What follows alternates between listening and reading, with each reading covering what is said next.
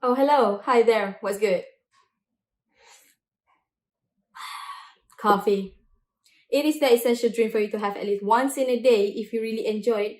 Or maybe because you just need a boost so that you can actually work all day long and it may be an addiction for you because it's coffee. It's very addicting and it's a go-to drink for people who obviously enjoys it.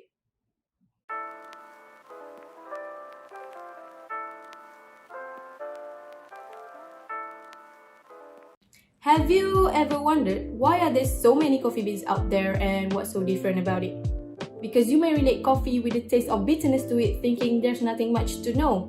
Well, I tell you what, there's more. To briefly say, it is quite interesting to learn and know about coffee.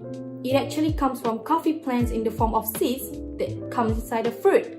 A cherry-like fruit, that's what it is usually called because of the color of the fruit, which is the color red.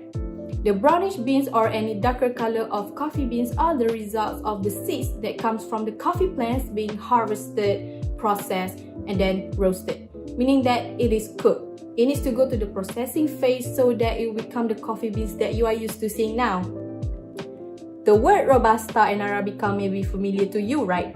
Well, these are actually the types of coffee plants. For Robusta, the beans are known to have bitter, nutty, and earthy taste, while Arabica is on the sweeter side with a taste of chocolatey and is more softer than Robusta. It is quite well known that the famous coffee stores such as Starbucks use Arabica for their coffee beans. Why am I talking about coffee?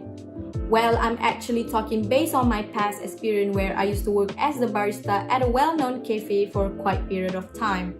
I find it fascinating to learn more about coffee, and I myself learned quite a few new things, such as the type of grinds that is suitable and the ways in preparing one hearty cup of coffee. Speaking of this, the question to what's the difference between coffee and espresso would somehow spark in mind. Here's the thing. There's nothing confusing about it because espresso is just like any other coffee. The difference is only the brew method. It is how you want the coffee and how you want to prepare it. And yes, espresso is the most popular and preferable because you can get it in less than 30 seconds, where it can extract a full flavored concentrated form of coffee in shots.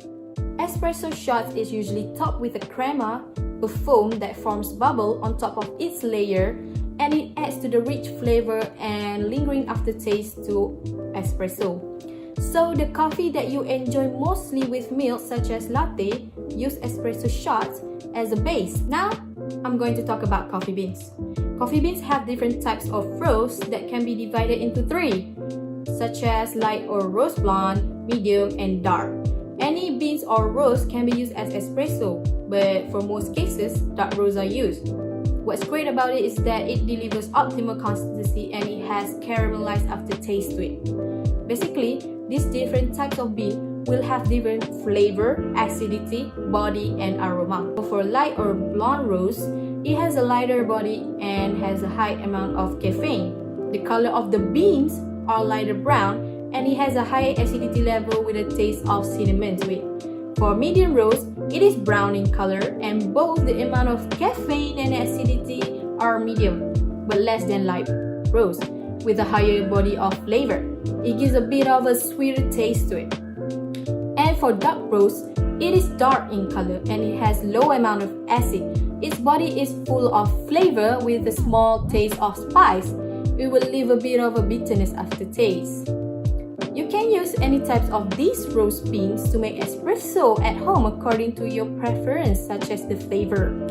Here are some tips for you when you buy coffee beans and you would just want to make coffee at home, because you should know the types of coffee grind that is suitable for your machine or your method. Coffee grinds could actually affect the way your coffee tastes. So first, if you have an espresso machine at home, you just need to prepare the bean, right? And you need to make sure that it is grinded into fine grind because it is finer than salt and is very packed. Second, if you are comfortable in using pour-over method, you should grind your beans into medium coarse grinds. It is a bit smooth but a slightly larger size of coffee grind. Pour-over coffee is a method where you pour hot water through coffee grinds in a filter, so you will have complete control in how you pour the water. Next, for drip coffee, It's almost the same as pour over, but it uses medium grind where it is smoother and has the same texture of sand. You can grind your coffee beans at the coffee store that sells and provide you coffee beans so that it will be easier for you to prepare and make your coffee at home. It will all work with any roast bean, and that's where you get to experience and taste with all the coffee beans. I hope you find this video is insightful, and until next time, thank you!